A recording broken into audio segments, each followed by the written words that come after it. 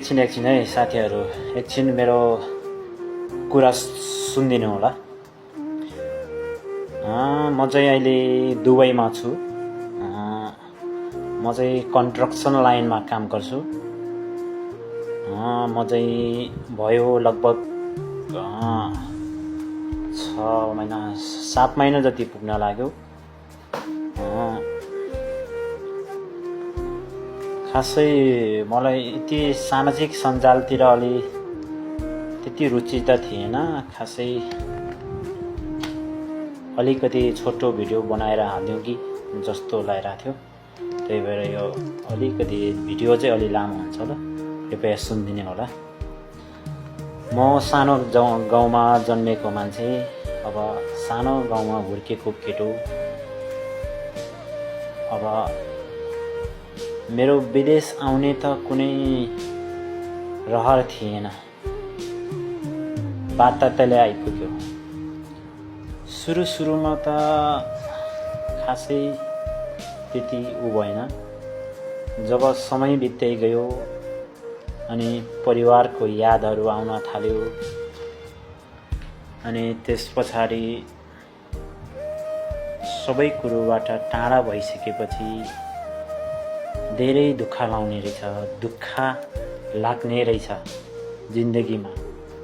अनि धेरै कुरा पनि सोच्नु पर्ने रहेछ, धेरै बुद्धि पनि आउने रहेछ। एक्लै भएर हो कि के हो, तर म आफूले आफूलाई धेरै बुद्धि आएको जस्तो लागिरहेछ।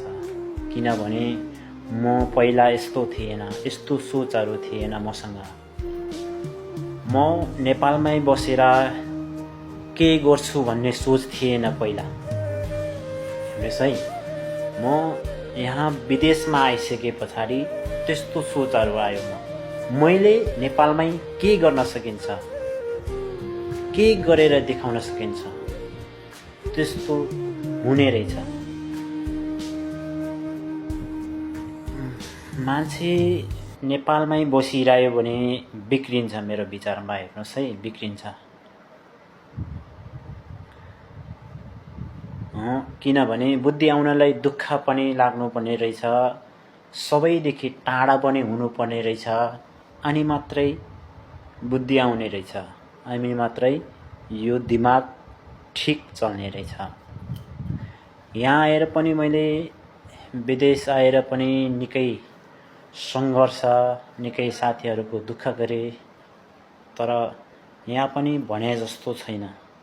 अर्काको अन्डरमा बस्नुपर्छ, अर्काको तालमा काम गर्नुपर्छ, अर्काको बोली सुन्नुपर्छ, वचन सुन्नुपर्छ। यहाँ भने जस्तो छैन। वो अहिले यस्तो भइरहेछ के अरे, इरान र इजरायलको युद्ध, अनि अमेरिकाको त्यस्तो भइरहेछ। आफ्नो अब जीवनको ख्याल छैन, कतिखेर के हुन्छ भन्ने कुरा थाहै छैन। यस्तो छ साथीहरू। अलिकति भिडियो लामो भयो, अर्को भिडियोमा हालौँला है।